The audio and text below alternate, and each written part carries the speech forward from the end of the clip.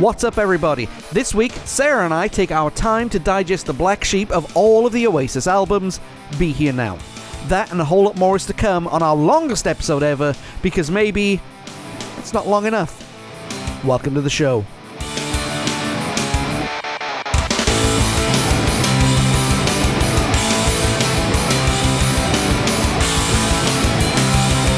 Alright, for those wondering what that expletive of happiness was, I'll explain to you as we get further on into the episode. Hope everybody's doing well. Hi, this is John, and I'm joined once again by Sarah. Hello. So can I ask you a question? Always. If you were on social media, on Facebook, Twitter, Tumblr, or Instagram, what would happen if you looked up Because Maybe Network on 90s Podcast? I would find out how to connect with the podcast, and I would see all the nifty stuff that's going on. Correctamundo. That is right. Yeah, so if you haven't done that already, and you hear about join the party. Join the party, and it's a party like I've in my crafted mind. It means everybody's sitting in the corners waiting for somebody to do something while drinking water. Because I am a party animal, if that animal is the sloth. Awkward middle school dance, you know. Oh, middle schoolers have got more There's room personality for than my Jesus party. in between the two of you. Save room for Jesus. Okay. And guys, if you're on YouTube, check out bit.ly/bmnetwork-YouTube. That's where you'll find everything, including our podcasts, our sample podcasts, and our video game walkthroughs. We do 90s video game walkthroughs. Yes. Yeah, and also, guys, if you're hearing this on a certain network, on like Apple Podcasts, It won't be Google. Won't be Google. But if you're watching us through our YouTube channel, or Apple Podcasts, Spotify, Podbean, iHeartRadio, Stitcher Radio, or TuneIn, and you want to use any other one of those because you usually listen to podcasts there, go check us out. Check us out Because Maybe Podcast or 90s Podcast at Because Maybe Network. So, of course, we're not going to be on Google because Google still sucks. So, so how are you doing today, ma'am? I'm good. How are you? I heard you excelled in a lot of things today. Oh. I've been stuck in spreadsheet hell. Oh. Yes. Which for a freelancer is pretty remarkable because right, well, it's a productivity tracker, and so I'm not even getting paid for this, but it'll help me stay productive where I can get paid more in the future. There you go. Yeah, she's using it for her super secret squirrel project, which one day I'll hope to announce on here. Yes. But can't announce it right now, but guys, when it comes out, you want to know it. So aside from that, you been doing okay this week? I'm good. We've in the land of Casa Connolly, it's been a little hectic. Herding the cats that are our children, yes. And the cat that is our cat. And the cat that is our cat, yes, but Pepper could care less about anything. No, as long as we treat him, he's fine. Yes, Pepper likes his treats. Beyond that, he cares not. Oh, we abuse that cat, and he lets everybody who walks in know that we haven't given him treats within 5 or 10 minutes. I love that cat. He's very, very quirky. Yes. I was going to ask you something, but I guess I forgot what I was going to ask you. So, fabulous. Maybe it is fabulous. Maybe it's not fabulous. Okay. Well, okay, on the subject that we've got going on right now, today's episode, right? We haven't spoken about this, but how do you feel about the ongoing feud between brothers Noel and Liam?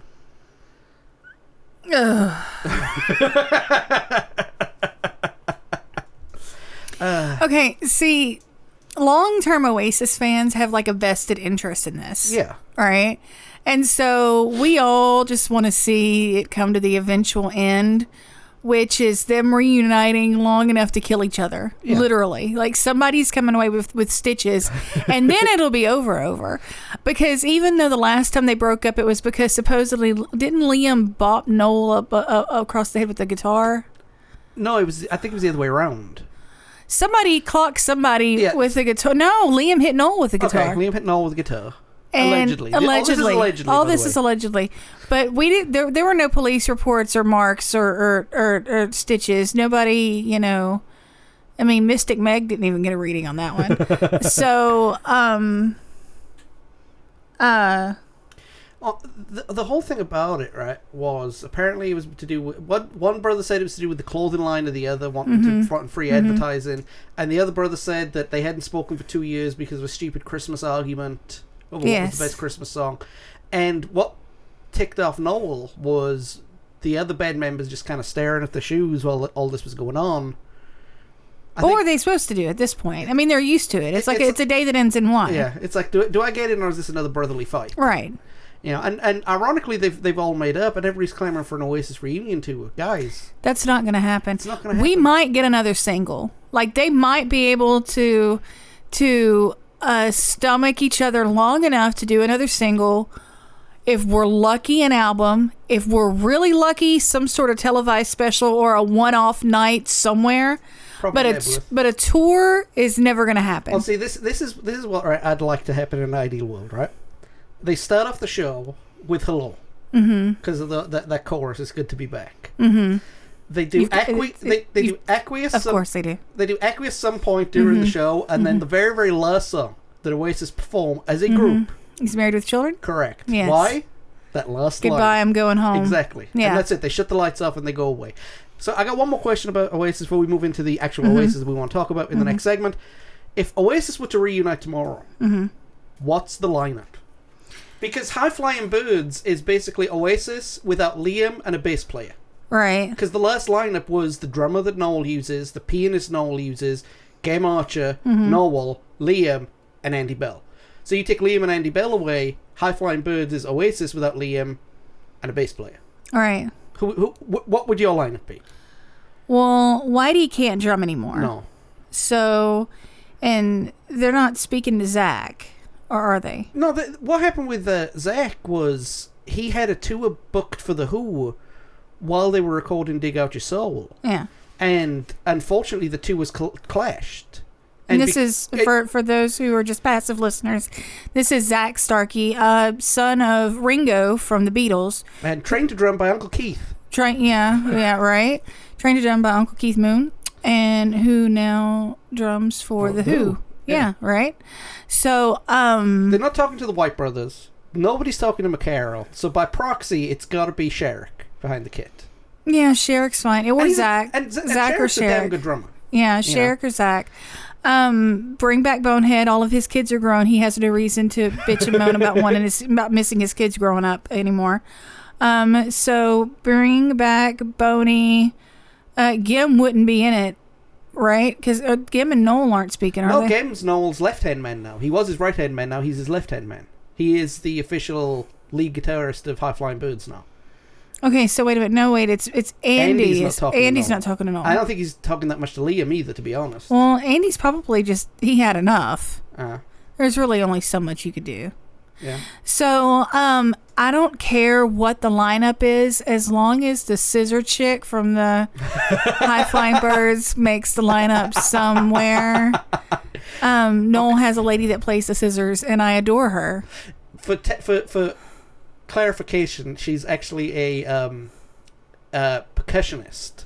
Yes. And they were trying to find a specific sound, and they asked her to use the tambourine to do it, and it didn't work. And they asked if she had anything in a little bag of tricks, and she brought out this 4-handled scissors and snapped them into a microphone, and everybody went, "That's a good sound." So like everybody's watching Jules Holland, which is a big British TV show that like music, and it is the main British music show. If you're on there, you've made it. And they just see this chick with a bold haircut snapping a pair of scissors into a microphone, and everybody's going, "What the hell is this?" But you listen to it, and the sound is actually sounds great. But I don't care. I mean, I want this chick and Liam to have like a tambourine / scissor off somewhere. This is what I would like to see happen. Bonehead on bass. Compromise. Put Bonehead on bass. He's a good bass player. He is a good bass player. Yeah. I mean, it's a shame Gwiggs won't come back, but I get it. I don't think anybody's seen him in public since he quit. Do you blame him?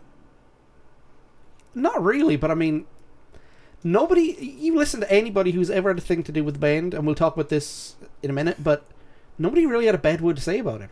No, he's a good guy. Even Tony. Great guy. Yeah. And Tony has a bad word to say about everyone. Yeah. So, all right, well, we'll get into more Oasis shenaniganery here in a minute as we talk about that Black Sheep here now. But again, guys, check us out on social media. Facebook, Twitter, Tumblr, Instagram. Look up Because Maybe Podcast or 90s Podcast. I don't know which one we're at in each one. It's okay. There'll be a link in this description. Also, check us out on YouTube. bit.ly/bmnetwork-youtube. That's where you'll find all our videos and stuff.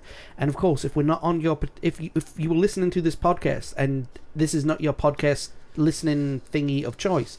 Check us out in all of them: Apple Podcasts, Spotify, Podbean, iHeartRadio, Stitcher Radio, and TuneIn. You can say, Alexa, play Because Maybe Podcast, and we'll be there. Yay! It's awesome. But of course, we're not on Google because Google still sucks. So, we are going to go ahead and talk about something that I listened to it once. The first time I listened to it, I think it's still playing right now from the first time I ever listened to it. So, it's not that long. But we'll be back. It's not long enough. Right? We'll be back here in just a second. Review Corner, the Music Lounge. All right, everybody. So, this is why we're here today. We're talking about the black sheep of the Oasis album family. And I think this is more the black sheep than Standing on the Shoulder of Giants because of what this album represents. And not anything about it, okay? All right. So, for those of you who are interested in all the, all the technically stuff, right? This album was released... Technically? This album was released August 21st, 1997. Became the fastest-selling album in British music history, beating Definitely Maybe. Yep. It reached number 2 in the US Billboard charts, which was huge for a British band at the time. Number 1 in the UK charts, and ultimately only sold around 8 million copies, which is down 6 million on Definitely Maybe, which was their lowest selling album at that point. You know, they only had 2 selling albums. That pop one was 14, one was 25. So this was way down, which we'll get to why here in a minute. It was produced by Welsh legend Owen Morris and Oasis legend Noel Gallagher on the infamous Creation Records label in the UK, and the rest of the world it was on Sony. And of course, this is the last Britpop album of pure Britpop, what most people would say, because everything else that came after that kind of, this was the one that the every album that came out after this, from the big Britpop hitters, was kind of like Party's Over, right? Regrets and all that kind of stuff. I mean, everything after this was a hangover. Yeah, you had Blur, which I love, but I didn't think was a great album. It's the one with Song 2, right? Yeah, you had Pulp released. What was it called? This is Hardcore. This is Hardcore. Yeah, which is another one. And then the next albums, all 3 bands released were kind of. Are we doing This Is Hardcore? Does it? It's in the list. It's in the list of things to talk about, and I might replace that next season. I don't know yet. I haven't written next season out properly. But yeah, we'll probably do This Is Hardcore, because that's an album I love too. Okay. But this is kind of the last big party album of the era before the Hangovers kicked in. Yep. And you got to understand where this album came from to understand why it was such, in the eyes of many, a flop. I mean, look, you can sell 8 million records. You can have a positive review of the album, but ultimately this album is considered, as I've mentioned before several times, the black sheep, and the moment everybody saw Oasis as mortal musicians as opposed to the gods as they were portrayed in the media in the UK. Right. That's fair to say? So, let me take you back to the halcyon days of 1996.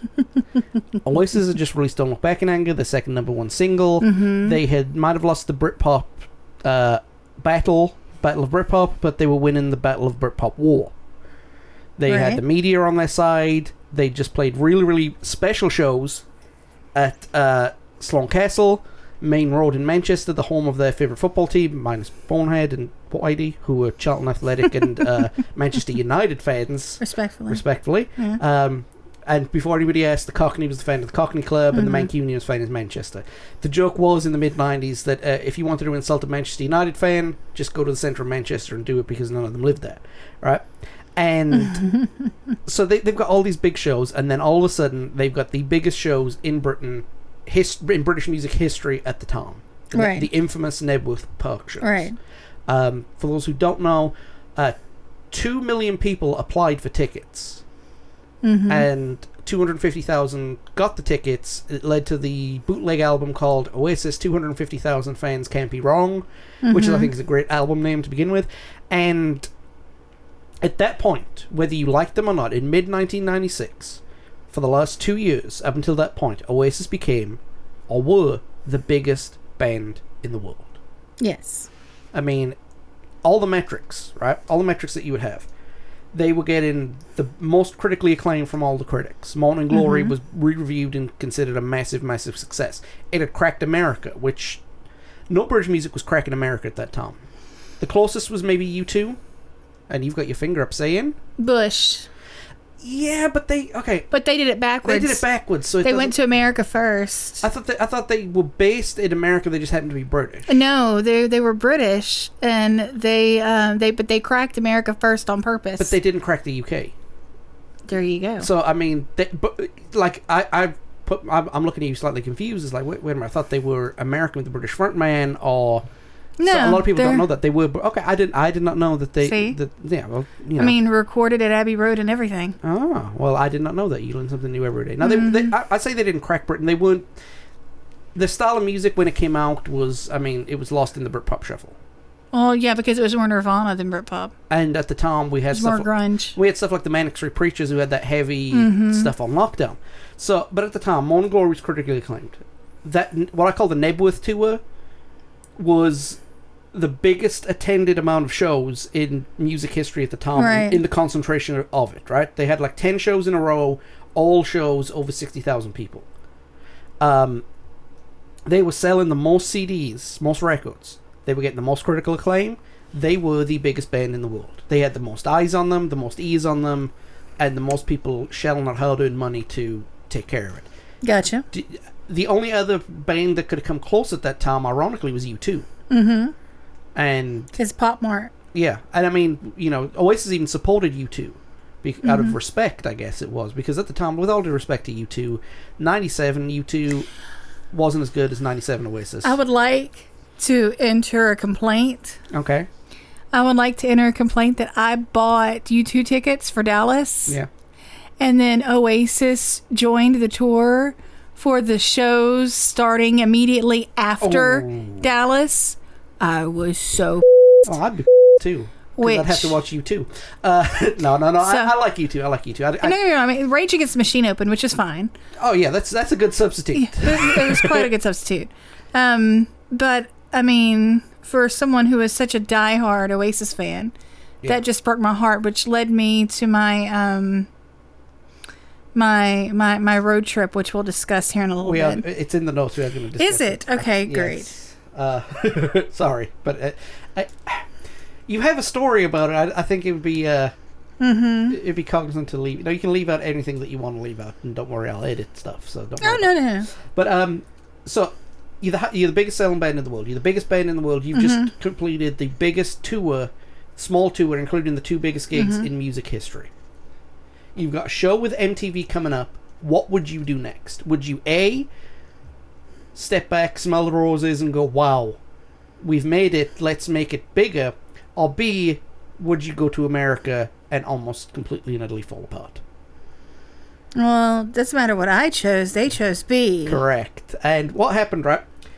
MTV Unplugged was the biggest music show in the 90s. Yes. Both sides of the Atlantic. Yes. And Oasis were asked to play it. Now, they technically weren't unplugged because Guigsy played an electric bass.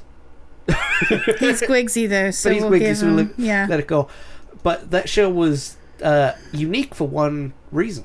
And the reason the lead was, singer wasn't there. Yeah. Well, he was in the audience heckling. Yes. See, what had happened is Liam went on a 3-day bender. But before that, he didn't show up to very many of the rehearsals, and every time he did, he'd sing half a song, then walk out. So basically, they practiced the show without her. And literally, according to Noel Gallagher, and I love Noel, but he's got a touch of the Hulk Hogan's about him when it comes to storytelling. As they were walking out on stage, Liam walked away. Yeah.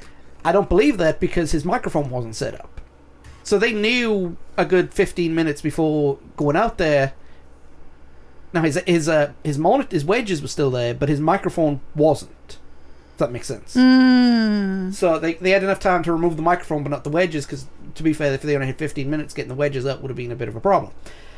So they don't show. Liam doesn't show up. Noel announces that they're stuck with the Ugly Four. He rips some woman off for 10 quid, who got talked tonight and good to be free correct. And Liam started heckling around about the time they started from a Cast No Shadow, which was halfway through the show, and it ended up with basically the band, for lack of a better term, dying on their ass right on stage.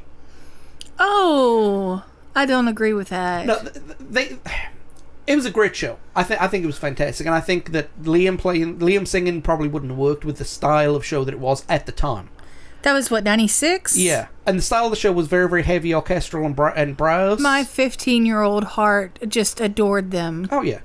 Well, you listen to some of the... I just sat on the couch, on the edge of the couch, and watched just with rapt attention.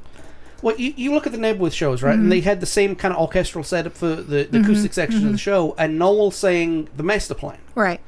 And he sounded better singing the master plan than Liam did singing Cast No Shadow, whatever, and Wonderwall. It suited Noel's style more than it suited Liam's style, so when the MTV concert came around and Noel had a chance to shine and sing 14 songs, right, it just... He said it felt awkward. It felt awkward with the rest of the guys too, because this was the first televised version of Noel Liam at a show. Right. And it wasn't the first time they did a show without him, but it was the first time it was on TV. Right. And that's okay though. You know, it happens. It happens. Yeah. You know. Lead singer gets sore throat, your backup singer can sing, they're his songs anyway. Let's just keep going, yeah? Yep. I mean, alright, I can't imagine Richie, whatever his name is in Bon Jovi singing. Richie Sambora. Yeah. Although Brian May probably would for Queen. Yeah. You know, because Brian May's got the voice of an angel. Freddie Mercury, voice of a god. So, what happened next was unbelievable. They had an American tour lined up, and Liam, according to Alan White, gets off the plane and goes back down the runway on one of those little beeping cart thingies. Right. Because apparently he hadn't sorted out a house to live in when they got back with his new love, Miss Patsy. Mm-hmm. So, again, what do you do? Your lead singer has left you in the midst of the beginning of a tour. Do you cancel the tour for a later date? Postpone the tour? I'll say and let's go. You just say, screw it, let's go. Yeah, Noel went and was the front man for about 10 shows. Mm-hmm. Liam showed up. They did about 4 more shows. Can you believe they had a big argument? No. Yeah, they had a big argument, derailed the tour, and it basically killed the momentum that they were building in the US. Completely and utterly. They had their moments, but I mean, at that point, it was the MTV Music Awards performance. Yeah, the Dennis Miller hosted 196, yeah. And then they cancelled the tour, and they already had heat from stuff like Rolling Stone, where they wouldn't spend 12 hours a day on a photo shoot and interview. Yeah. They were done over here at that point. They refused to play the game, tried to play the game, and then bang, it was done. Yeah, we're not big on entitlement here in the U.S. Which is ironic, because they weren't doing it to be entitled. They were doing it because for the opposite. Okay, reason. wait. Okay. They weren't doing it to be entitled the way that traditionally people would think an entitled person would be.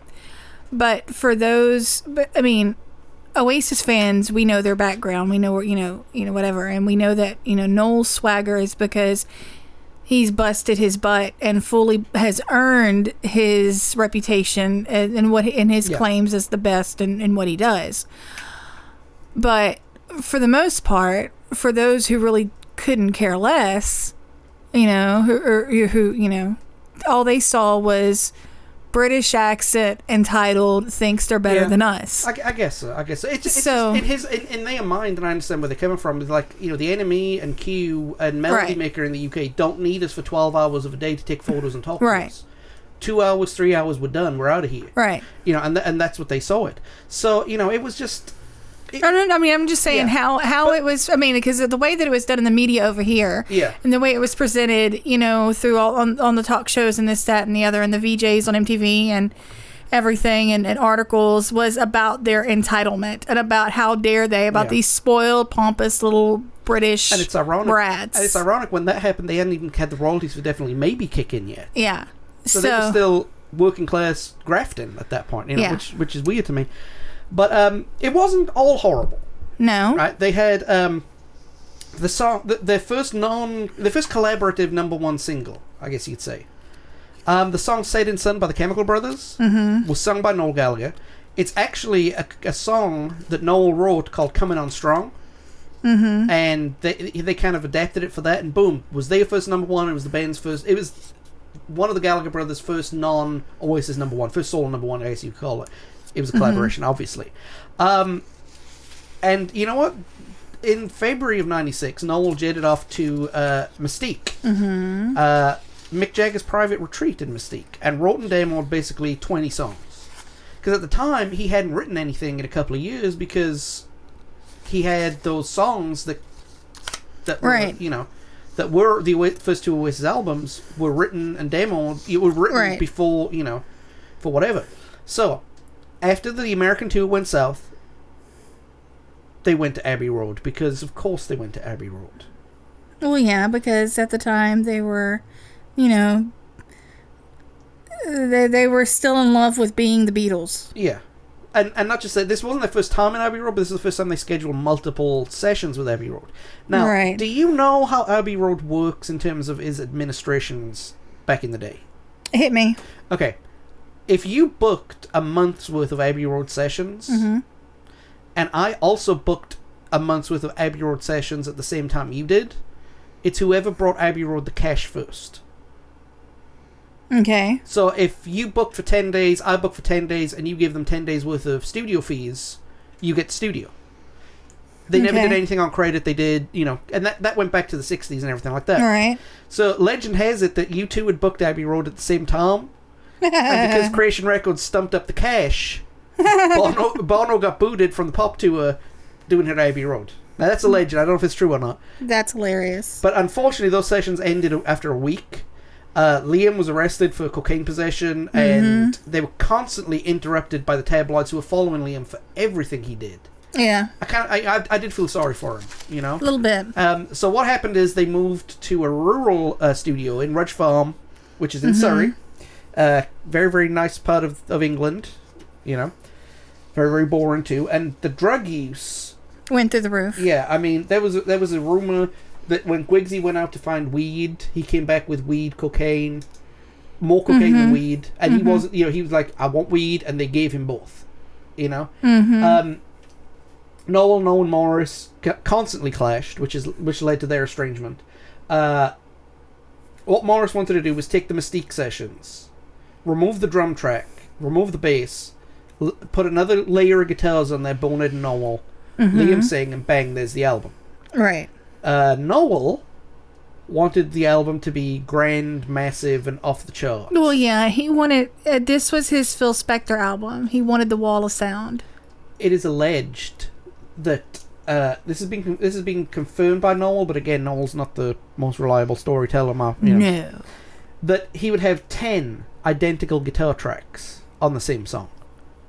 I don't doubt it. For a bit. Yeah. So what happened is head poobah Alan McGee, who is no stranger to parodying himself, walked into the studio during mixing and was horrified by what he saw. Now, if you can get a guy like Alan McGee to be horrified at drug use, you were on some shiz. He took Owen Morris to task for not having the sessions under control. Morris counters with the fact that, look, McGee was the record head. He should have been the one to get everybody under control because all Morris was a knob twiddler. They both bear some responsibility, as does Noel Gallagher himself. But he was too hopped up, he was too coked out of it to, you know, to have control of it. Right. There were like about 4 songs that were written pre-Definitely Maybe, which was kind of where all the other stuff that would be All Around the World, and I Hope I Think I Know. And Don't Go Away was written without the lyrics that we know now, or the song that became Don't Go Away was written back then, right? Right, and that's the song that Noel wrote about Peggy. Yes. Now, Peggy's Noel Gallagher's mother. It's their mother. Now, she had a cancer scare. Now, also, there have been reports, and again, these are just reports, that it was Bonehead's mother who was sick too. Well, she might have been sick too, but I know... And it was written for Bonehead to process things. That's again, I've got, you know, it could be one, both, or neither. But the general consensus is written for one of the boys' mems.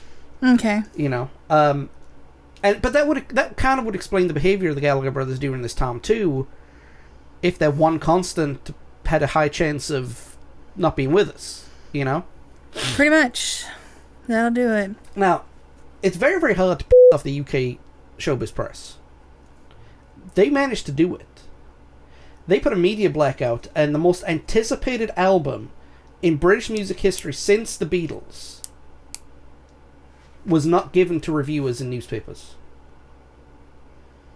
They wanted to keep it like everybody gets it at the same time. Yeah. The first time you heard anything from the band, any reviewers and anybody outside of the band's inner circle, the first time anybody would hear it was when Do You Know What I Mean debuted on the radio.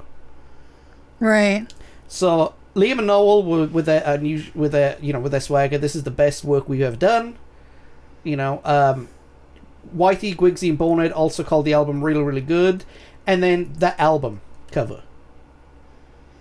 Oh, that album cover was a head scratcher. There were so many different calls to different things on there and hints at different things. It was like a game of Clue. So you had the Rolls Royce in the pool, which is a reference to, I think it was Keith Moon. Yeah, and Noel having a Rolls Royce. The gramophone, the clocks, the Lambretta scooter, which with them more things. Well, Noel didn't speak to the press for about 4 months before this album cover was released, right? And it led to the hoax, Noel is dead. Yeah. Which is like the Pole is dead. The Rolls Royce in the pool was a reference to Noel, who died after an argument with Liam, took off driving his Rolls Royce. Of course, Noel doesn't drive. Thank you. He doesn't have a license. He doesn't want to drive. He doesn't want to drive. Apparently, Richard Ashcroft was the writer of the album, which is why the lyrics weren't as great as Noel's, which I find stupid because, with all due respect to Noel Gallagher, Richard Ashcroft is a better lyricist. Or he was at that time, anyway. I mean, you just got to listen to Urban Hymns and Morning Glory, and Urban Hymns on the lyrical side of things is far better. And apparently, they replaced Noel with 2 people. One person for all the shoots and stuff like that. And the other one, they replaced him with the lead guitarist from tribute band Oasis. That is hilarious. And especially considering that he gave them his gear. Yeah. Because way back in the day when he first found out they had a tribute band, like a touring tribute band, he thought that was just the coolest damn thing. And so they were asking him, like, well, what do you use? Like, what are you using for your sound, your pedals or whatever? He's like, I got you. And so he sent them, like, a copy of everything that they use, like, from the orange stack to the same pedals. That stuff ain't cheap, folks. No. Well, but it's still interjecting a little bit of trivia here. Other than Oasis are the most famous Oasis tribute band that stayed a tribute band. Yeah. But who are the most famous Oasis tribute band that went on to go do something else? That decided to play their own songs. I'd like to tell you, but I'm finding it harder and harder to breathe. Yes. Adam Levine and the guys are they started out as a tribute band, and they still play Oasis material on their tours. They did a really bad version of Don't Look Back in Anger. Right. Really good version of Hello though. Yes. So it's ebbs and flows, and that kind of goes against what Rolling Stone was trying to paint them as, because they donated gear to a sound-alike band. Paying back, I mean, that is the ultimate act of paying back, because when Oasis got started, or first got their record deal, Johnny Marr gave Noel a bunch of guitars and effects pedals. Yeah, but it's somebody who was going out of their way to sound like Noel, so it was still, I mean, imitation is the most sincerest form of flattery. So when are we going to get Burgundy 7? Right. Yeah, so Maroon 5 are the most famous Oasis tribute band. So we've been talking for about 25 minutes. Let's actually get into the album. Okay, right? Fabulous. The band basically who was there was Liam. He sang everything except track 3, and he played the tambourine too. Chris Rock fans will be happy with that. Noel played basically guitars, backing vocals, and a keyboard. And he also sang track 3. Bonehead played rhythm, Gwigsy played bass, Whitey played drums and did occasional percussion stuff that Liam didn't do. You had Mikey Rowe on keyboards, who still works with Noel now. Coyley came back to do guitars on Do You Know What I Mean. Mark Coyle was Oasis' original sound guy, front of house guy, and was Noel's right-hand man for many years. Unfortunately, he started going deaf. Yeah. And as a sound engineer, the last thing you want to do is lose your hearing. Right. Mark Felton played harmonica on track 10. Richard Ashcroft provided backing vocals of track 10, All Around the World. Nick Ingram was the guy who arranged all the brass and strings. And we're going to hold this fact to when we get to it. But on track 7, Fading Out, they had a very, very special guest. And you've got until we get there to figure out who the special guest was. And if you're watching this on YouTube, put a comment down, see if you got it. You won't get it, trust me, unless you're an Oasis fan. And of course, Owen Morris. Should we give a hint? No. I'll give a hint. Go ahead. Okay, so here's the hint. All right? The special guest. The special guest was dating Noel's wife's best friend. There you go. And was there at Mystique when they were all on vacation together. I think he did actually put some guitars down on the demo. He did. And he's an actor. Yes. Yes, and he had a tale written about him a few years ago. Yes, and when a very famous couple got divorced, everybody was wondering who got him in the settlement. Yes, so... And there's your hints. There's your hint. So get it down in the comments. Yes. And off we go. So let's start track 1. Yes. The track that kicked everything off. Do you know what I mean? Do you know what I mean? That was one of their catchphrases. Like if they released a song called Arcade. Right. Well, that was the name of the record label. The record label. Well, it wasn't the name of the record label. It was the name of the catalogue. Yeah. That was the catalogue that they did. Yeah. When they got their own label, they called it Big Brother. Mm-hmm. And all their catalog numbers were Arcade 00, 001, whatever. Yeah. So, do you know what I mean? This song, I love this song. I think it's head and shoulders above everything else on this album for a start. Green Day loves this song. Green Day loves this song out of everything. This did signal that the band were back. Yes. And I think after hearing it, a lot of people thought, oh my god, this album is going to be fantastic. Mm-hmm. And I think it is, but I mean, the general perception of it. It basically is the same chord sequence as Wonderwall. Yep. It is. Some really, really introspective lyrics from Noel on here. And I think a lot of this is written, the bridge in particular. Right? We'll talk about the bridge here in a sec, but there's some lyrics like, coming in a mess, going out in style. And he explained what that meant. Noel very rarely explains his lyrics. It's because Noel very rarely understood his lyrics, because at the time he was still very Dr. Seuss. But what that meant, he came into London with a beaten up acoustic guitar and a bag of clothes. Mm-hmm. Now he's got a mansion and a Rolls Royce. Yep. Coming in a mess. Going out in style. But that middle bit, I met my maker, made him cry. On my shoulder he asked me why his people won't fly through the storm. I said, listen up, man, they don't even know you're born. On what I call the Nebworth tour, which is the go-between in between the Morning Glory tour and everything like that, they did a couple of shows in Ireland. Right. And who did they bump into the first after-show party? Their strange father. I met my maker and made him cry. Because at the time, because they both brothers wanted to knock the living shit out of him at that point. Mm-hmm. So I think that little bit is written about his dad. Or the meeting of the dad. Now, it might not be. Probably isn't, but it would fit. It would. Then you have, the blood on the tracks, the fool on the hill, referencing other things. It's very Beatlesque. Step off the train. All alone at dawn. Back into the home where I was born. And it's just, this is who I am. Right. We're back. Fear us. The problem with it. Yes. A couple of years ago, on the 20th anniversary of the album being released. God, has it been... Oh, I'm so old. It's 23 years. Shush you. They... For years, Noel and Game Archer talked about remixing the album. And Noel actually sat down and did it. 256 tracks this song had. Did you know that there was an orchestra in it? Originally. I mean, we don't now, but yes. I couldn't hear it. Yes. So he stripped everything back and played it what it could be. You could hear Gwigsy. Right? It had no bass. It was just noise. And while it was good, it was so... It was his Spectre. Yeah, it just, after hearing now the remix, or the rethink as he called it, I can't really listen to the original version of this song because it's like the people who put lino over hardwood floors. I'm gonna put. He literally had to put two he had 2 tape tracks in to get everything off and put it into Pro Tools to mess with it. Right. So I love it. I still do love it. I think it's a great song to do. It's a hell of an opener. Yeah, they didn't play it as much live as they should have. Well, yeah, because they can't replicate it live because it's so much. Well, they kind of did though. They could, and they did, but it's a pain in the. But it took getting rid of Guigsy and Bonehead to do it.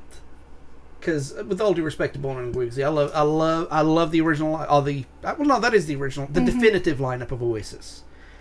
But Game and Andy brought a lot of different energy to it, and they were able to enhance things that maybe were a bit too 1 or 2 dimensional with Bonehead and Guigsy. Gotcha. So the next song is My Big Mouth. Now, Yes. This was a song that was written around about the time. This was written for the Mystique sessions, and this was written and actually performed during the Nebworth tour. Right. This is Noel's, basically his you to the British music press. Yes. Actually, the British press in general. Everybody Yes. knows, but nobody's saying nothing. What was the other one? Around this time you cease to be. That's what you get for sleeping with the enemy. Which is Britain's biggest music Yeah, it's magazine. not enemy, it's NME. The initials. It stands for New Music Express. So Guess is going to take the blame for My Big Mouth. Mm-hmm. Very, very interesting composition in the sense that it's like 5 chords very, very quickly. Wasn't this in reference to when Noel got in trouble for popping that off about Damon Albarn? About how he hoped that he caught AIDS and died? Yeah. And Noel, by the way, Noel admitted that's probably not his finest hour. He said that was he admitted he regretted it as soon as it came out of his mouth. No, he didn't act it. No, he regretted it. But as soon as he said it, he knew, and got. For those people who might get offended by that, please know that Noel and Damon, they're good now. They're good. Their kids are good. They collaborate with each other and everything. Like Noel Gallagher and Damon Albarn in the studio together collaborating. That's weird, Yeah. So they've gotten over it. I think it was that, and the whole everyone in the Houses of Parliament on heroin line. Yeah. He's just like, everything I say is being taken out of context. Yeah. Into My Big Mouth, you could fly a train, though. Mm-hmm. I think that's more Liam screwing up the words than Noel's bad writing. Or bad lyrics at that point. I don't know. This is at the tail end of the Dr. Seuss era, so there's still some Dr. Seuss, like the next song, which is one of my favorites, which you hate. I hate. I love. And I hate it because of what it represented. And we'll get to it here when we talk about what it does represent. But we'll talk about it now here in a minute. My Big Mouth, great song. Played on the Nebworth tour. Everybody loved it. Again, oversaturated. They didn't actually play it with Liam on vocals afterwards. Noel, there's a couple of versions of Noel singing it out there, but nothing else. But we'll go to Magic Pie. Yes. Oasis at their psychedelic worst, in I my love opinion. it. I love it. What do you like about it? Let's get that out, and I'll tell you what I don't like about it. I probably like what you hate. I like that it's so nonsensical. No, that's not why I don't like it. I was a sucker for any Noel song at the time. Fair enough. So, any Noel songs, I was like, oh, insert cartoon hard eyes. Yeah, I know, right? No shame in my game. Of course, I was 15. I had no game, or 16 at this point. No game whatsoever. No, it was very... I am he is you, or he is you, or me, and we are all together. Yeah. I mean... It was his attempt to do a very, very mellow walrus. Yes. Here's why I don't like it. Okay? And I only found out the second reason why I don't like it a couple of years later. I just thought it was boring. You got these 2 really, really loud, epic openers. You know what I mean? My Big Mouth is very, very aggressive, and then Magic Pie is very, very sleepy. Magic Pie is you've had a Magic Pie is the song if you're playing this at a party. Palate cleanser? Yeah, it's the palate cleanser. It's the stop for a second, grab a drink, smoke your pot, go kiss on your date, and then get ready for the slow song which comes next. Yeah, I didn't get it. But the reason I I chose. I say chose. The reason I started to disdain it more, I found it when I bought the Master Plan CD. And they recorded a song called "Stay Young," which was one of the best lyrically written of the time. That was very, very upbeat, bouncy, and got kicked off for Magic Pie. And I think if you put... You'll never forgive him for that, will you? Well, not if you've never heard "Stay Young," right? It's a beautiful song. It's a great song, and it's very, very optimistic and positive, and, you know, the type of song that everybody was expecting on this album. Not in terms of, you know, the sound, but like the lyrics and the feel of it. Right. And I always thought "Stay Young" was a far better track than Magic Pie. Magic Pie bored me to tears. It was orally mud to me, if that makes sense. Damn. Tell us how you really feel, baby. No, what I mean by that is like when I listen to it, the only thing I can picture is brown. Good God. Okay. And what I mean by that, like, is in this, you know, if that's okay, because there's another song later on that you love that I can't stand. Fair enough. But I don't know. And by brown, I don't mean like poop colored or anything like that. Yes, I mean I know what you mean. Beige and boring and bleh. Yeah, just you know. Whereas to me, it's all dippy trippy and light shows and. Fair enough. I mean, we can agree to disagree, and we'll talk more about Stay. Well, actually, you know, we don't need to talk more about Stay Young, but you know, Stay Young was fantastic. I love it. The fans loved it. Right. Liam still loves it. He didn't know why they didn't play it as much as they should have. You know. So, next song, "Stand By Me." The first of many Stand By Me's. This is the worst video they have ever made. I disagree. The gigantic egg beater, and you disagree? No, that's all around the world. No, all around the world is not the gigantic egg beater. Okay, you're gonna have to explain this one to me. The gigantic hand crank egg beater. No. Yes. It's not this video. Yes, it is. The video to "Stand By Me" was the story in 5 different segments from 5 different points of view. Okay, we got a different video than you got. Probably. The video to this one, basically, you see a woman shove another woman to the ground and hits her head. Then you see a bank robbery going on. Then you see like a guy pinning a woman up against the wall. Another guy breaking into a car, right? And then at the end of it, it all kind of comes together that there's a police chase. And there's a guy pushing a gal out the way from this motorbike coming through. A guy unlocking a car door that was locked up. And the woman... You keep talking. You're going to have to mute that because we'll get flagged. We're muted. But I'm scrolling. So the last bit of the video is this motorcycle is being chased by the police, gets into the 2 women who are arguing. One gets shoved to the floor out of the way, and this dude gets launched headfirst through a window. Okay, that's not what we got. That's not what we got. No, you were thinking of "Don't Go Away." I am thinking of "Don't Go Away." With the egg beaters and the umbrellas and stuff. Yeah, we'll get to that. Okay, sorry. But "Stand By Me." I need my I'm wrapping my knuckles as an Oasis fan. I should know better. But no, we didn't get the "Stand By Me" video. Okay. At all. We got the freaking egg beater. This song is basically Noel writing, for lack of a better term, Noel writing a letter to Peggy, to his mom. I made a meal, threw it up on Sunday, I got a lot of things to learn. That's because he got food poisoning trying to cook food after he got lectured by his mother for going out and eating all the time. So he tried to make his own food and got food poisoning with it. Yep. And just kind of, you know, all these kind of things, and nobody knows the way it's going to be. I think this is very Presbyterian. Yeah, no, big word, right? And I think that if it had been, again, everything that is wrong with the album, if it was about a minute shorter and not as overly produced, tightened up, it would have been a lot better.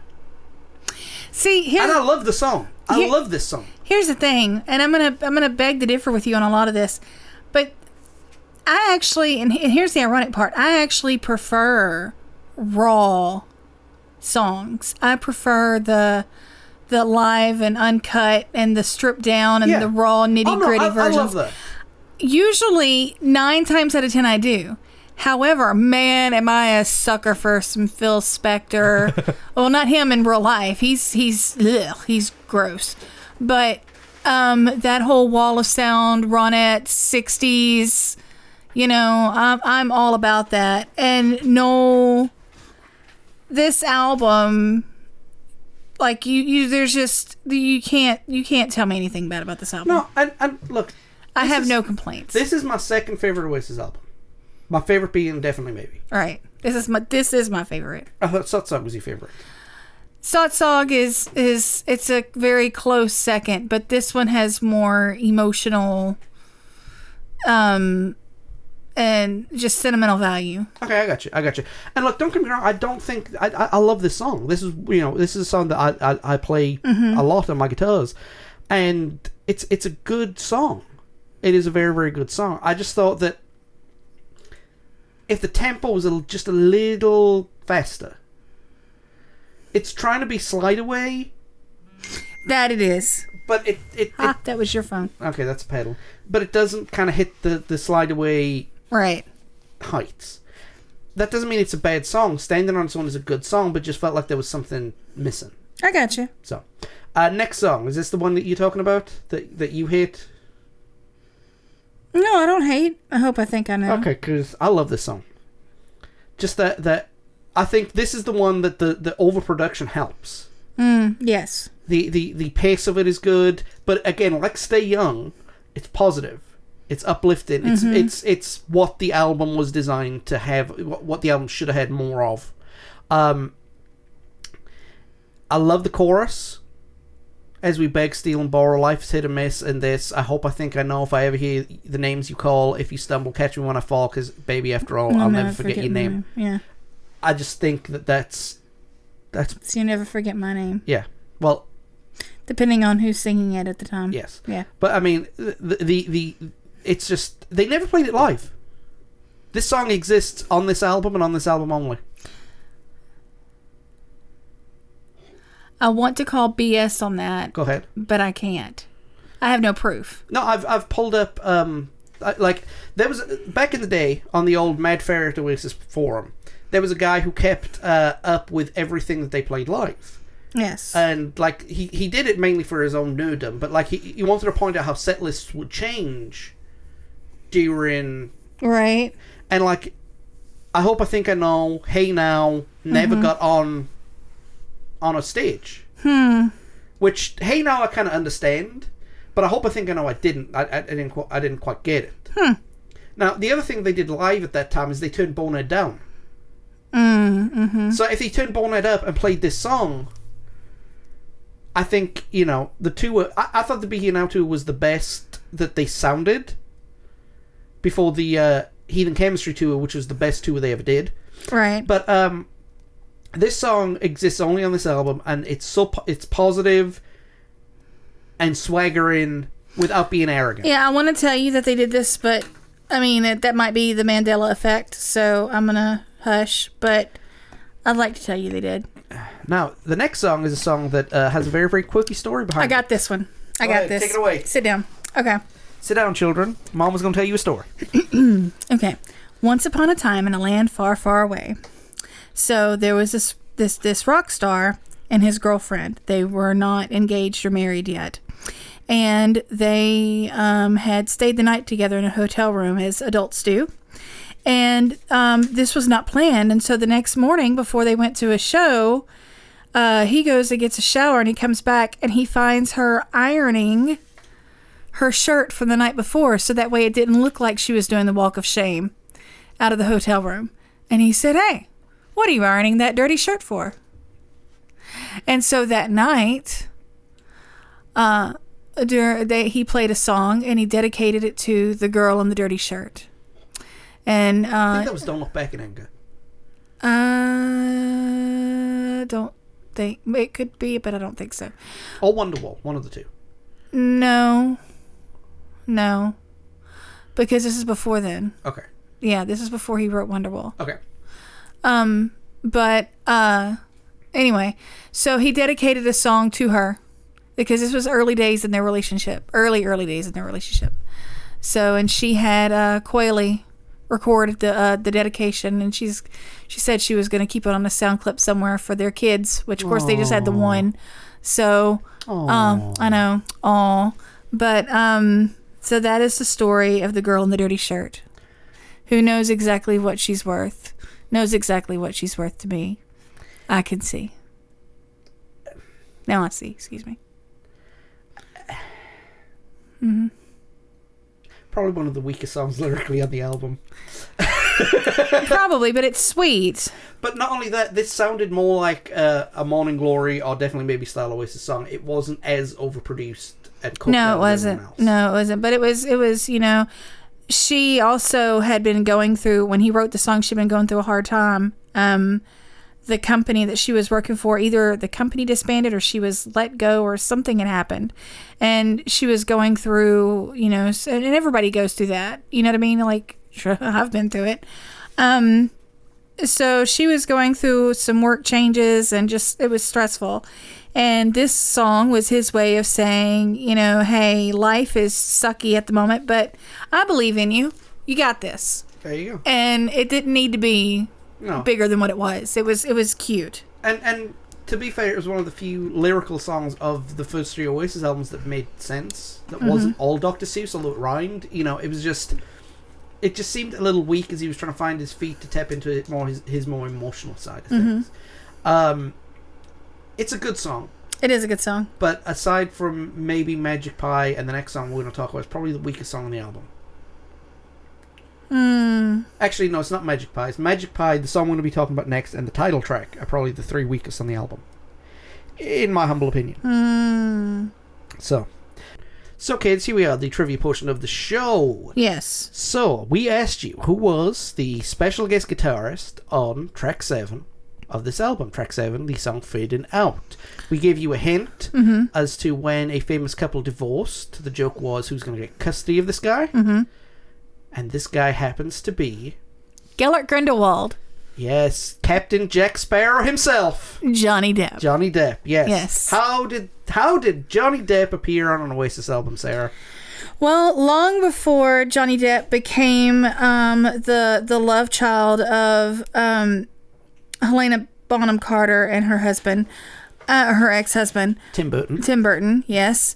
He was the long-term boyfriend of Kate Moss, who was the best friend of Meg Matthews, who was the wife of Noel Gallagher, said woman in the dirty shirt. There you go. So they were all on vacation in Mesquite together, like 4 little coked-out peas in a pod.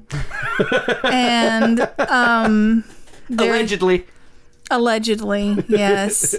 But... yeah, so He anyway, actually played on some of those demos. Yes, he did. So, Yes, he did. this song is dreadful. Isn't this the one with the coke scream? Yes. Yes.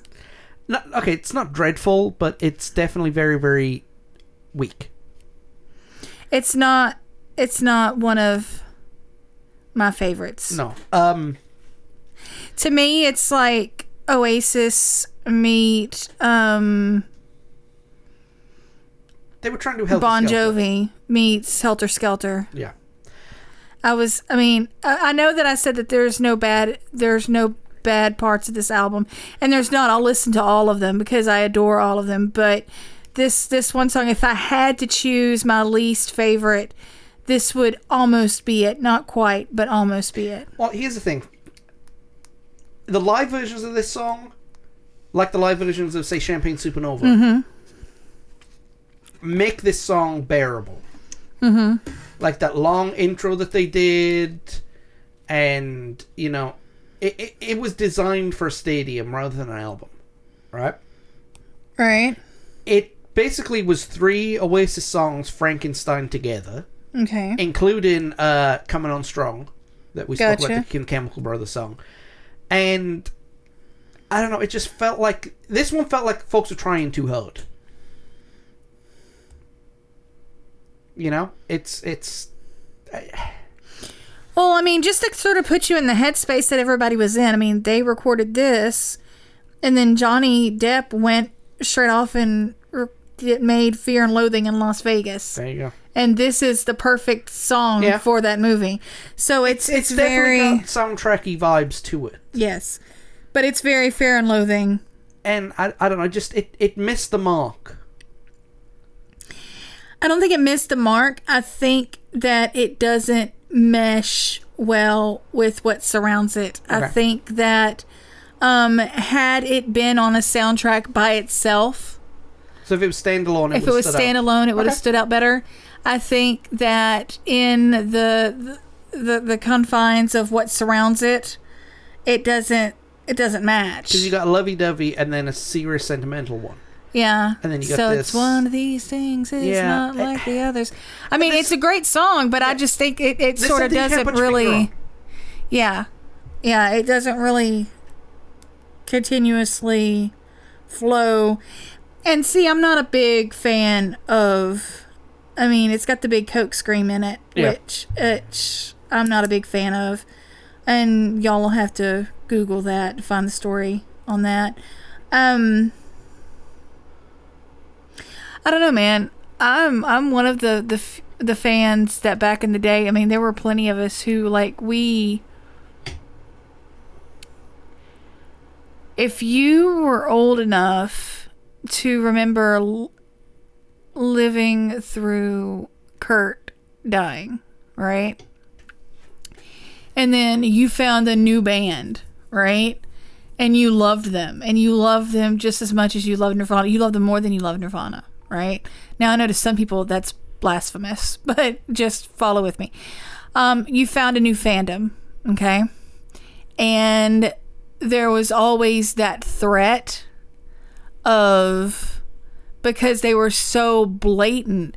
There hadn't been someone so blatant about the fact that they use drugs like a cup of tea. Yeah. In years and years and years and years, because everybody else had the decency to at least cover it up. I mean, you got to understand that their third single in the UK, you might as well do the White Line. Right. So, I mean, it was... There were some of us that were legitimately... It would not have surprised us, like... If someone had OD'd. If someone had OD'd. Like, we were just waiting for everybody to turn 28. Yeah. I mean, seriously. No, I know. And like, there was... Right. I mean, it was legitimately stressful. And so... Yeah, I can see I'm not a big fan of the Coke scream. I can see that. And... Yeah, like I said, it's uncomfortable to listen to. Yeah. I got a theory on that. Okay. And this is kind of production-wise. Mm-hmm. There's a frequency in the human brain. Like, you know, everything has a frequency, right? Mm-hmm. You know, they call it a dog whistle, yeah? Right. That's the high frequencies, but there's a low frequency that can't happen. A lot of horror movie composers put bass lines in there and then turn them down. Like, they perform in the key that they want to, and then they drop it down so they're under the threshold, but you can still feel them. Right. And I think this has got a lot of that in there, if that makes sense. That makes sense. Because you don't feel comfortable listening to it. Whereas live, you do feel comfortable listening to it. Yeah. You know? So, but yeah, I don't know. I mean, I think it would be great on a soundtrack. But not as part of an album. Should they have dropped that for Stay Young? Shush you. Next. Okay, this is the tearjerker. Yes. The unofficial fourth single on the album in the UK, but the fourth single worldwide, with the most horrendous music video I've ever seen in my life. Mm-hmm. Don't Go Away. How that doesn't fit. Oh my God. Sorry about my ranting earlier, getting my Stand By Me's and Don't Go Aways mixed up. But, oh my Jesus. This song right here is the emotional... It kills me. You know, it's very, very... It's vulnerable. It's very vulnerable. Not just in the terms of the composition. They I say strip back. Maybe Noel only put 5 guitars on this one, you know. Maybe. But like, it's very, very... It doesn't fit with the production of the rest of the album. And it's very, very... It flows with it, though. Flows with it, and the vulnerability in Liam's voice as he sings it. There's a lot of vulnerability there, which is immediately tossed to the side if you watch the video. Yeah. Because don't watch the video. Don't watch the video. I mean, I love my boys, but you can't take them seriously when they've been shrunken down to 3 inches and are singing next to a gigantic egg beater. Well, I think the song was only released as a single in Japan. And with all due respect to any Japanese listeners out there were a lot of commercials that we saw on TV shows from Japanese products and stuff like that were a little head scratching. Mm-hmm. So this kind of falls into that. No, this falls into there was too many drugs. Didn't they say that on? Yes. On Familiar to Millions, that was the first live album that they did. They got a young lady in the crowd to expose herself on camera, and Liam, in his eloquent voice, says, "Whose idea was it for the phone box last time? Just get a tart, get her tits out." And then Noel says, "It was my idea for the phone box, and that kid is a bad advocate for drug abuse." And we'll talk about that here in a minute, the whole set and tour and stuff like that, because I got a couple of things to say about it. But I mean, this song is do you know what I mean, is the best song on the album. Don't Go Away is a very, very close second. Right. It's classic Oasis. Yes. It's people were expecting songs that sounded that had the emotion of I Hope I Think I Know, the swagger of Do You Know What I Mean, and the vulnerability of Don't Go Away. And unfortunately they didn't get it. And that's why I think a lot of people turn their noses up at it. But this song right here, man, what a track. Criminally underplayed by the band. Correct. And I don't know, man. I don't know. I don't know if they could bring themselves to play it after the tour, or if they just tossed it aside because it was a Be Here Now track. There's no telling. Talking of Be Here Now, we come to the title track. Ironically, Oasis' only title track, if you don't count the master plan. None of the albums that they released. In fact, only one other album. Okay, What's the Story? Morning Glory. Morning Glory. Okay, that's fair enough. Call that a title track. The last song they did, Dig Out Your Soul, was a line written by Game Archer in one of the songs that he put in there. Heathen Chemistry, they found on a t-shirt. Right. Standing on the Shoulder of Giants was on a pound coin. Or 2 pound coin, I should say. Don't Believe the Truth was just something that they pulled out of their arse, Right. As title tracks go, title tracks is supposed to be the big song on the album, right? You name your album after this song, that song better be the and unfortunately it was not the no, it was I like it, but it wasn't Dixie's Dinner on the album. I like it, but I like Quirky. I like it. I think it's a good song. The album should have been called You Know What I Mean. Right. But it was recorded in Mystique with a lot of these with the demos, and they actually used Mick Jagger's toy piano for that piano sound. It's very, very insider. Your jokes remind me of Diggsy. Right. It was Mick and Jerry Hall's daughter's toy piano. Yeah, there you go. There you go. Georgia. Yeah, I don't know. It was them trying to be the Stones, I think. But it just, I don't know. Again, something missing. But the sound on it was different to pretty much everything on the album. Yes. So, good song. Yeah. My favorite song on the album. The next one? The next one. Now, I don't mind this one. Everybody says that Noel Gallagher is a very, very one-dimensional songwriter. Fine. That's something that you have to... You can't argue with.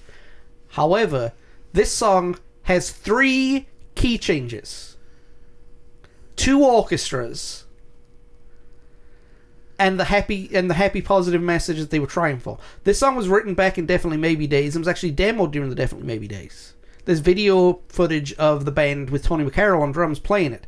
This is All Around the World. You gotta spread the word. Right.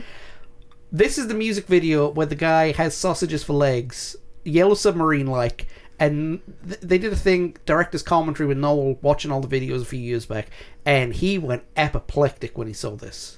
Yeah, it was quite hilarious. So, if you haven't seen the music video, somebody picks a flower, and in this flower is a yellow spaceship. not submarine, spaceship, with the band playing. And then this thing grows into this giant, like, Taj Mahal type structure. And again, it's a bad advert for drug abuse kids. Yes, it is. Yes, it is. But they managed to get them in matching suits. Yes. I don't know quite how that happened. But you know what? They all looked very dapper. Yes. Like, especially Gwigsy. Gwigsy owned that suit. Gwigsy did own that suit. I don't know how, even though they were only miming, you got to understand when you do a video like that, Whitey must have been drumming for like 3 or 4 hours, that one song. Y'all wonder why that man ain't got no wrist no more. Yeah, look, but that video is why he has no wrist no more. 3 layers in a white suit in a hot studio. But considering who directed it... Who directed it? The same couple who did, Valerie and Jonathan, who did Tonight Tonight. By Smashing Pumpkins. That. Yep. I did not know that. Yep. What do you think of the song itself, though? Do you think it was way, way overindulgent? Or do you think it could have been done stripped back for definitely maybe like was the original plan? I think it was good. It was a bit overindulgent, but again, this is his wall of sound. Yeah. So, well, interesting fact. It got picked up by AT&T. Yeah. So we had it over here for adverts for like 2 years. This was the song that got me into Oasis. I mean, really? I knew of them. I thought they were great, everything. But this was the song that turned me into a rabid fan. Yeah. Okay. I just thought there was something about it that always kind of, that always did it for me. It does something for me. Interesting point about this song, right? A little bit of trivia for you. So you're not the only one who comes here armed with trivia. Our kids hate us. We have so much trivia in our This song brains. knocked the song, and I can't remember the name of it now. Damn it! He brought trivia that he forgot, y'all. Okay, no, I remember it now. I couldn't. Okay. I got them confused. Hit it. Don't edit this out neither. There was a song called "Never Ever," written by a band called All Saints. Was it written by them or performed by them? No, it was written by them. They wrote their own material. Yes. Really? I did not know that. And that was number 1 for about 4 weeks until All Around the World came up and just knocked them completely and utterly off. Right? Mm-hmm. So this was Oasis' last song for a year and a half, 2 years, right? Mm-hmm. And Oasis released a song called Go Let It Out. Straight in at number 1. Mm-hmm. Guess which band knocked them off the top spot after Go Let It Out? That would be All Saints. Yes, and I can't remember the name of the song that did it, but it was the one in the beach. I don't know. Now, what makes that even more interesting is that Nicole Appleton, yes, ended up becoming Nicole Gallagher. Yes, for a few years. But we finally reached the lyrical portion of the end of the album with a song called "It's Getting Better, Man." Mm-hmm. The outro on this one is about 34 years long. The song itself is typical Oasis fare at that time of their career. In terms of Dr. Seuss type lyrics. Right. But this, you know how we said Fading Out had something that we couldn't put our fingers on? And so does this one. No, this is the opposite. I disagree. Okay, well, this is what I think. It's Getting Better, Man has something about it that... It's a je ne sais quoi. Yeah, it just has something that makes you go, this is a damn good song. Yes, it does. But lyrically, it's not. Musically, it's not. Oh, wait, you were saying that Fading Out has something that makes it bad. Never mind, you're right. Okay, never mind. I agree. Yeah, so, like, Fading Out has something that makes you go, I'm not sure about this. It squigs you. But this one has something that, like... Yeah. This was the perfect ending to the album. Yes.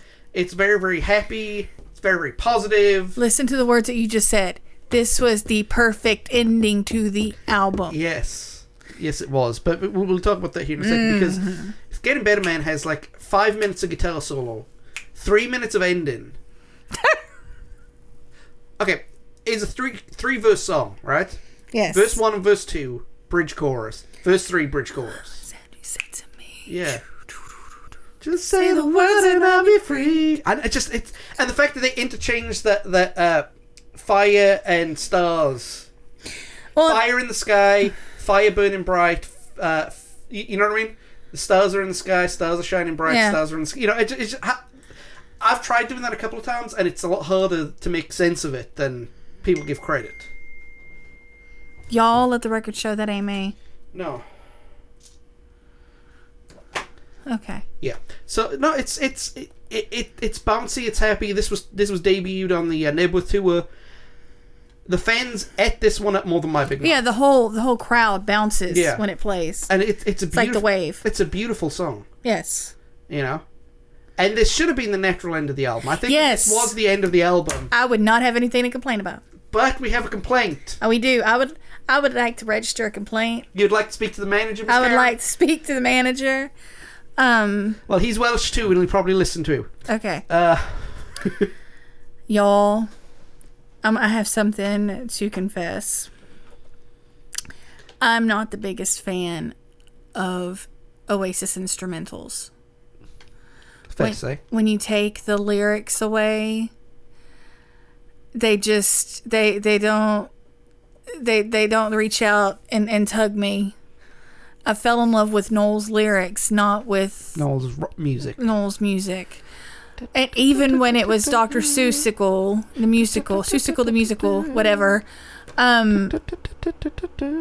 Yeah, I my only complaint about this album, and this album has such a special place in my heart. Mine too. I mean, such a special place. And part of which we'll talk about here in a minute, but I cannot stand the reprise. For those of you who haven't listened and don't know what we're talking about, take the 10-minute long All Around the World. Remove the lyrics. And just have Gwigsy and Alan White, the only two members of the band, playing. With the orchestra, the harmonicas, and the brass for about a minute and a half.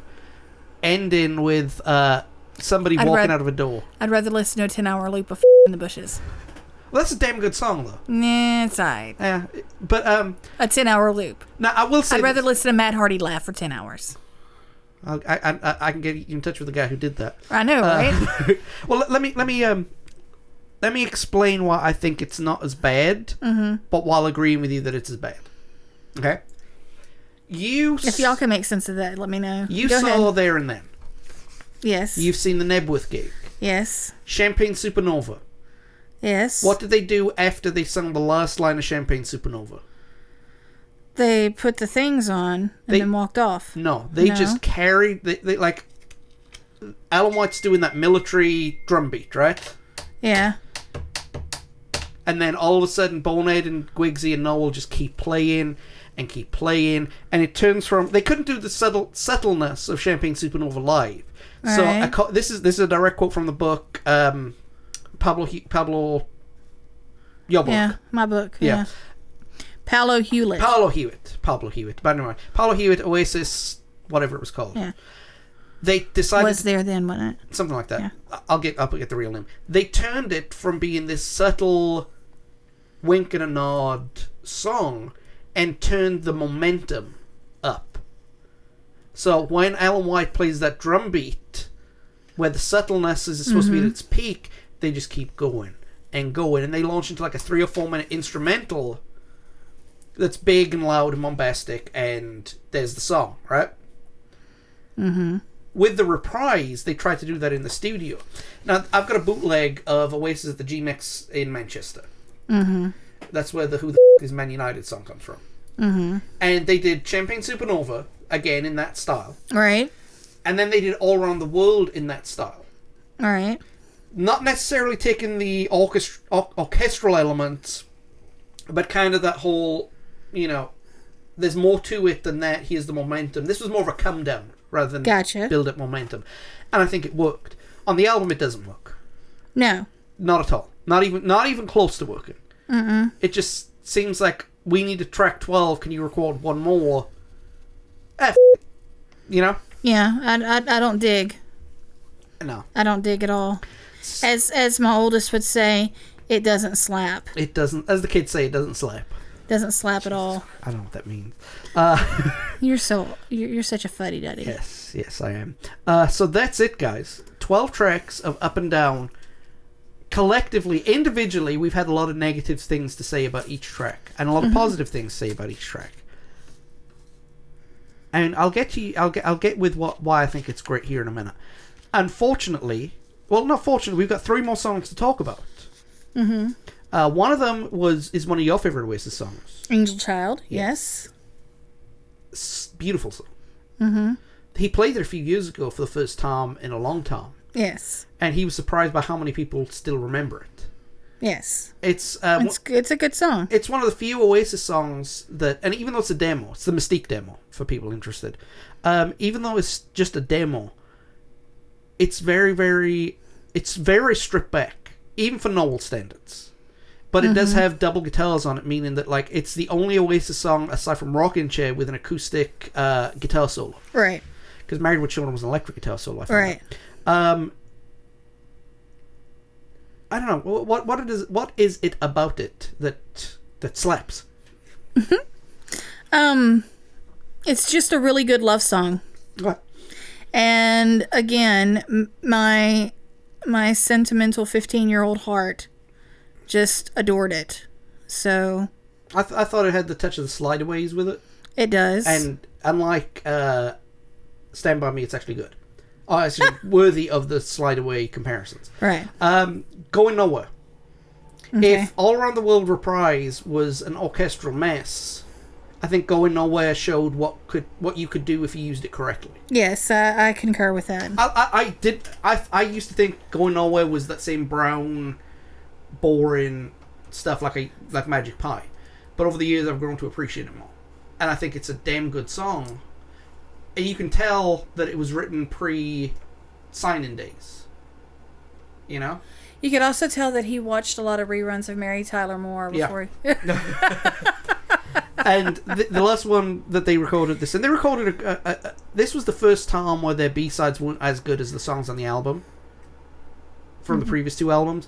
And they did do covers of Heroes by David Bowie and Street Fighting Man. Mm-hmm. But the only other song worthy of talking about at that time is a song called I Got the Fever. And the reason I'm bringing that up, right? Mm-hmm. A lot of the band hate it. A lot of the fans don't like it. But this is kind of in the same mold of what people were expecting. Stay Young, I Got the Fever, Hope I Think I Know had the sound and the positivity and the swagger that everybody was expecting from this album. I'm not a big fan. Okay. It's your prerogative. That is my prerogative. You like Magic Pie. I don't. There you go. So there you go. So basically this album put the nails in the coffin as Oasis' music gods. Right? Mm-hmm. So while the album was raved upon release, as opinions changed, the UK music scene burst.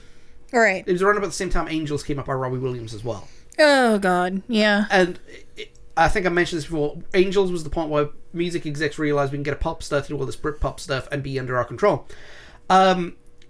Ironically, what happened to Blur happened to Oasis. Mm-hmm. Press turned on them and everything. Noel even himself realized that this album wasn't going to work the way they intended. Now, I don't know if you've heard this story or not. They mixed the album. The album's ready to go. All right. McGee loves it. Right. In comes some dudes from America, some dudes from Japan. Right. And they get the CD, put it in the thing, hit play. In the boombox. Dude from America takes out a stopwatch. Oh, yes. A 3-minute. Yeah. Yeah. Because it's got to be like 15 seconds or you've lost everybody's interest. Mm-hmm. There's like 2 minutes of noise on Do You Know What I Mean before the first chord is played. Yes. And so they go through the song, just You Know What I Mean. At the end of it, the American executive goes, so is there going to be a radio edit? Because it seems a little long. And this is where the top of the episode came from. An old guy looks, this record executive, guy who's in marketing, knows the best way how to sell music to music fans, looks at him and goes, no, it's not long enough. Right. And that was it. They were done at that point. But at that point, Noel realized, we might have a problem. Right. Now, the set design, as we've mentioned, was basically the album cover. And that was only in the UK. They did do what they did the last couple of tours and bring some up-and-coming bands with them. Travis, Ocean Colour Scene. And at the bookend of the tour, they supported everybody's favourite Irish records, U2. Mm-hmm. Now, during this tour, you were lucky enough to go see them. Okay, yeah. Here's the deal, Pickles. All right. So, as we discussed earlier, the last tour that they had like went up like a mushroom cloud. It was horrible.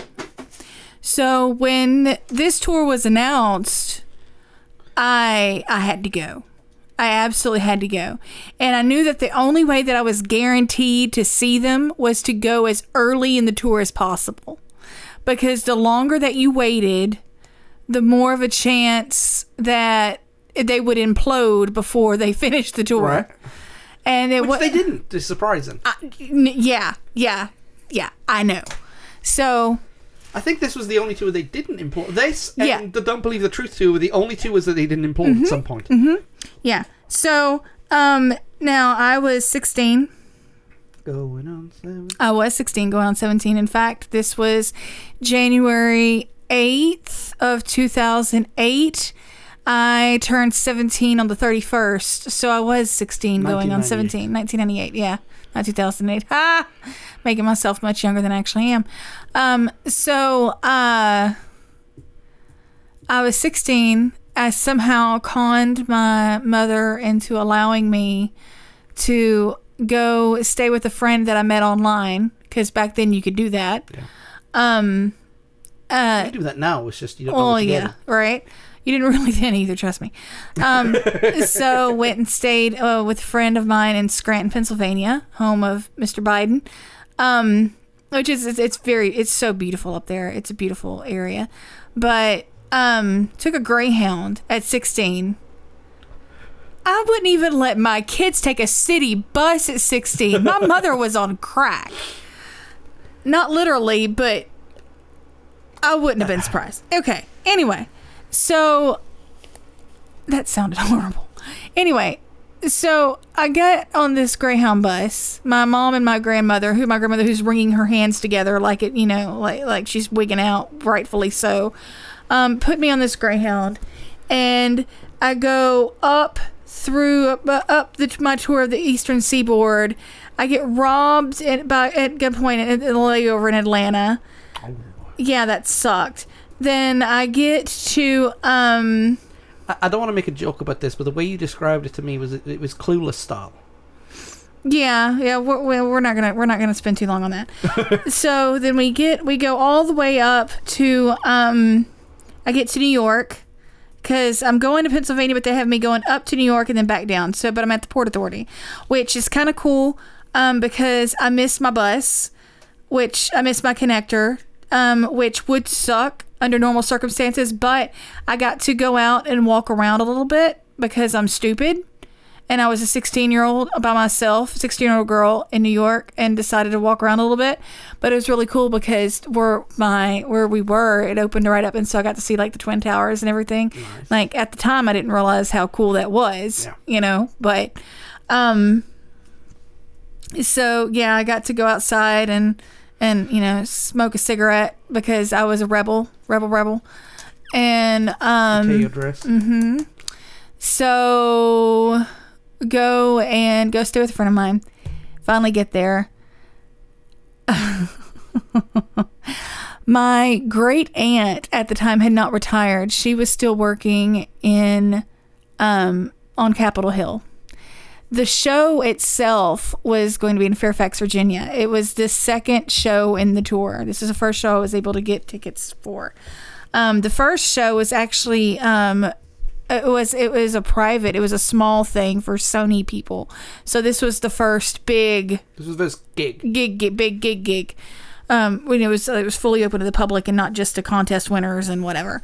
So I get there and I get to my friend's house, and we go to take the bus from Pennsylvania to DC for the gig, and I forget my tickets. I forget the tickets. We have to go back to our house. We missed the bus. By the time we get there, we take we're almost late to the show, right? Now, the tickets that we have, at first we're sort of bummed because we're off to the side, but it turns out that we're 2 rows behind Marcus Russell because he was actually there because it was the first gig of the tour. So, or the American leg of the tour. So Marcus Russell is a longtime manager of Oasis. So I was all like, squee. was like very, very, very excited. Corner shop opened. We get done with the concert. We go around to where the tour buses are. Let me stop you right there because I think you're missing one. I'm missing, part. yes, a lot. This was Noel doing his acoustic sets during the show, and didn't you say somebody threw a coin at him? Yes. So they tell us at the start, if you throw anything on stage, that's it. That's it. Like, they're canceled. It's over with. So, thank you for reminding me of this. So, Noel does his acoustic set and somebody throws a coin on stage, and it sounded like somebody shot something because it went and it bounced off his guitar, and it boom, and everybody's freaking out, and he stops, and he goes to stand up, and I am wigging out. Now, keep in mind, I'm sitting just a couple rows, and I'm like, I did not get on a bus in Louisiana and go all the way over here and get robbed and get a layover and go through all this crap just for some... So I am having a meltdown of true Southern Belle Julia Sugarbaker proportions. With a lot more profanity-laced stuff, and in front of the band's manager. And I guess he kind of felt bad for me because he kind of like nudged Noel back on the stage, and Noel's like throwing his hands up like, but we said we'd leave, and he's like, nah, go back. So did you always have that effect on Welsh people? I know, right? Right? I make them do my bidding. So, I don't know, man. It was pretty cool. We went and I met the band Corner Shop, and I'm not gonna talk about folks, so I'm gonna cut that short there. But we ended up. My mom didn't realize that not all Greyhound stations weren't open for 25 hours. When I said I'm not going to talk bad about folks, that I wasn't talking about Corner Shop at all. They were lovely, lovely, lovely bunch of guys. Your companion. Yes. So we get a ride to the Greyhound station. Now, we ended up, the one in Fairfax, we ended up getting a, remember the tickets were late, or we were late because I'd forgotten the tickets, and we ended up having to take a later show. So when we got to DC, the transfer to Virginia, to Fairfax, Virginia, had already gone. We had missed that. So we took a taxi to George Mason University. So we had not actually been to the one in Fairfax, to the Greyhound in Fairfax. Well, where we come from, Greyhounds, are open 24 hours a day. You might have to wait a minute for your bus. You might have to, but the station itself, is open 24 hours a day. Well, the one in Fairfax, Virginia was not open 24 hours a day. Uh-oh. So we get done with everything and we get to the station, and I realize I'm running late, and I'm sorry. Guys, if you're still hanging out with me, bless you. So we get there and it's starting to snow. I didn't bring my big jacket with me because I knew we were going to be in this building, They're shut. They're locked up. There's nobody there. So I called my mom from a payphone. I'm like, Mom, we didn't make sure that the Greyhound was going to be open. And so she calls my aunt and then calls the cops. So 5 cop cars roll up like we're, prostitutes or something, or a drug deal or whatever. And we get picked up and taken to the bus station, or to the police station. And then my aunt comes and picks us up and drives us around DC and takes us on a tour, feeds us breakfast, and sends us on our way. Off we pop back to, back to little old Louisiana. Back to Pennsylvania. How long was the Greyhound ride? Oh, sweet, merciful baby Jesus. I was traveling for over 24 hours. Yep. All those little bitty, It was fun, though. Yeah, it was an adventure. For a 16-year-old? Oh, my God. But, I have a story. I have a lot of stories. I have a few. But, so that was my first big adventure. Nice. I think this is going as one of the sample episodes. But, please, So, interject. You can put the flashing thing on the screen. Due to the fact that it took 17 years for Sarah to tell the story. It was almost as long as the journey itself. Right, there you go. It wasn't just Sarah who had trouble on this tour. Would you believe that Noel and Liam spent the whole tour bickering at each other? Would you believe that after I got home, they announced a show in Dallas? Yeah, I can believe that. Really? Yeah. 200 miles away? Yeah, we got to go there in a couple of weeks. Okay, sorry. 3 hours away. Yes, so there was bickering, yes. Yeah, not only was there bickering, Liam was going off the rails. He got banned from Cathay Pacific for life. Because during an interview, he said he was thrown off a plane by a pilot, and this pilot needs stabbing in the head with an ice pick. Yes. So they kind of banned him from the airline for life. The drug use during the tour was so bad that after Noel cold turkey would quit coke because he was having panic attacks all the time. He wrote the songs Gas Panic and Sunday Morning Call, which I think are good. They don't. And it just kind of was literally, it was closing time for that era of music. Yep. You know? I think this is a 9 out of 10 album. Because in spite of all the negativity I've said about it, there's something about it. It's got a charm. Je ne sais quoi. Yes, je ne sais quoi. It's a loud album, and Teenage Me thought it was fantastic. Yes. Stand By Me, Don't Go Away, The Girl in the Dirty Shirt showed more of the personality that Noel had outside of, you know, working class drinking and women, right? Liam's vocals are probably the best produced that they've ever been on this album. And even the Bin Men were on top of their game, especially with Alan White's drumming. Right. Now, the rhythm section of the band, Bonehead, Gwigsy, and Whitey, Q Magazine nicknamed them the Bin Men because while they weren't as up front as the other guys, they were hard working and just important. But Magic Pie and Be Here Now have horrible lyrics and kind of drag it down. And also, you could read this last line of notes right here because I think you would be better seeing this with your disdain for it. The reprise is also a waste of 2 minutes. Can you think of anything else about the reprise? No. There you go. What's your opinion on it? Even with the reprise, I'm going to give it a 10 out of 10. Sweet. I got robbed for this for these songs. I got stranded in New York for these songs. I almost got frostbite and left for, dead or whatever, freezing. I mean, I am not built for cold, people. I'm from Louisiana. The more I talk about this, I realize my accent's getting thicker. Defense mechanism. Right? Yeah, I'm not built for that mess. No, sorry, Bob. And I would do it all over again. Or just, there's a line from the movie Almost Famous that Fairuza Balk has at the end when she's explaining why the girls sort of follow the band around. And it has less to do with, the celebrity of wanting to sleep with the band or this, that, and the other. And it has everything to do with being in love with the silly little group of songs. And the feeling that goes along with it. And you just want to surround yourself with it as much as possible. And man, I get it. This album was that for me. I would have followed them to the ends of the earth. And still would. Nice. So, we're going to jump off here in just a second, but before we do, this is, like I said, what did this album bring? It kind of stalled expectation in bands' albums, because this was the most highly anticipated, and it did kind of miss the mark.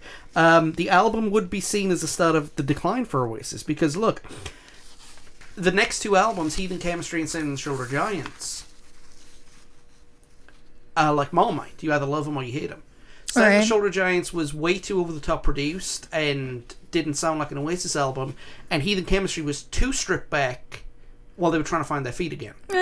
In my opinion, if both of those albums had been released by other bands, they'd be, they'd be there. Unfortunately, this was the last album with a definitive lineup. After arguments in France, while recording Center on the Shoulder Giants, Noel and Bonehead basically called it good and on everything, on their friendship and on being in the band together. The rumour has it that Noel wanted everybody on the wagon because he was on the wagon after his sobering up and sobriety, and apparently Bonehead broke into a wine cellar and broke into a sound engineer's bedroom and poured wine all over this poor guy's head.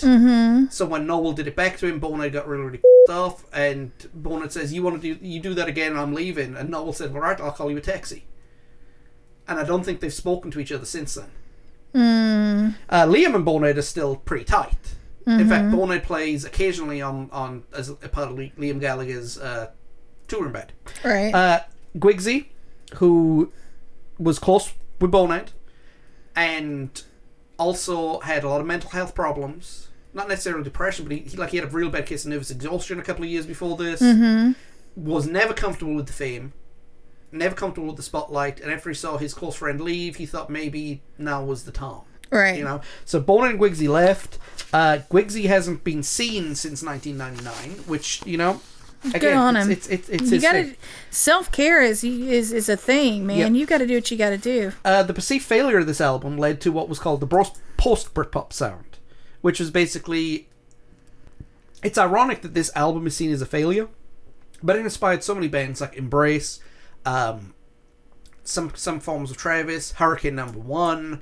You know, they all had this sound of loud guitars with either orchestral or brass accompaniment. The song Lazarus by the Boo Radleys, in my opinion, is the template of the post-Britpop sound. Just this kind of guitars and loud brass. The album itself divides opinion amongst the brothers, but not the fans. The fans are pretty unanimous in that this is a good album. But Noel wanted to call it the greatest swindle in rock and roll history. Said, quote, "This is the sound of a bunch of guys in the studio not giving a f*** on coke. There's no bass in it at all. I don't know what happened to that. All of the songs are really long. All the lyrics are and for every millisecond Liam is not saying a word, there's a guitar riff in there in the Wings World styly." As I mentioned, you know, him and Game Archer talked about remixing the album, cutting things out, tightening it up, and they did release, in my opinion, a better version of Do You Know What I Mean? Noel just gave up after that point because he didn't want to go through with it more. Typical working class fashion. Right. Liam, however, loves this album. Of course he does. And defended it and said, at the time, we thought it was f***ing great, and I still think it's great. It just wasn't Morning Glory. This is true. And he said of his brother, if he didn't like the record that much, he shouldn't have put the record out in the first place. I don't know what's up with him, but it's a top record, man, and I'm proud of it. It's just a little bit long. So, in true Be Here Now fashion, this has gone on a little long. This is our longest segment that we've ever spoken about. Yes, we have. Erotically. So, Be Here Now. 10 out of 10, 9 out of 10. Fantastic album. If you've got a spare 2 weeks, go ahead and listen to it. It's damn good. We'll be back here in just a moment.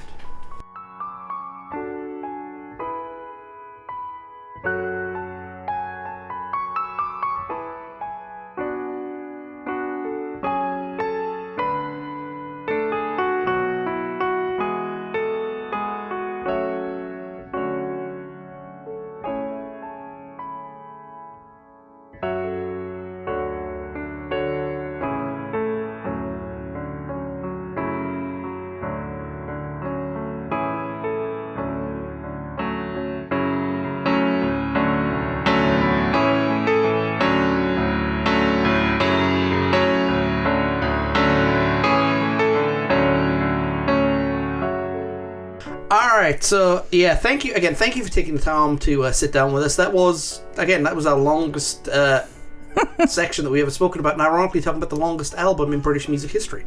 So, longest single album. Yeah. I don't know what I'm talking about. He doesn't. I'm tired, y'all. It's been a long week. It's been a long week for Sarah too, hasn't it? Yeah, I don't know. But anyway, thank you for taking the time to spend with us.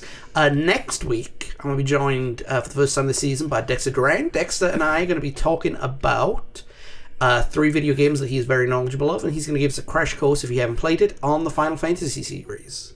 But Sarah, it's good to have you on. Thank you very much for being with us. No problem. I've mentioned what we're going to do next week, guys. If you're on Facebook, Twitter, Tumblr, or Instagram, check out Because Maybe Network. If you're on YouTube, check out bit.ly/bmnetwork-YouTube. And of course, we're on all good podcast places like Apple Podcasts, Spotify, Podbean, iHeartRadio, Stitcher Radio, and TuneIn. I almost got it without looking. We're not on Google because Google hasn't approved us yet. So, very good. Yes, and they suck. John Robert. I'm sorry. I can't help that. So we will be back next week. Hope everybody is doing y'all, well. Y'all have good fun. I'll have you fun. And thank you for spending the last 2 weeks with us. See y'all later. Bye-bye.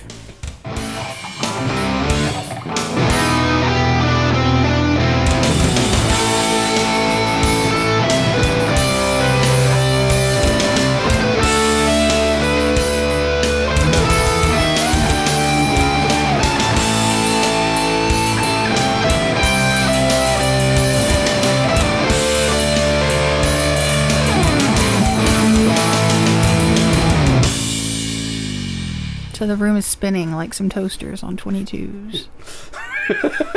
I'm sorry.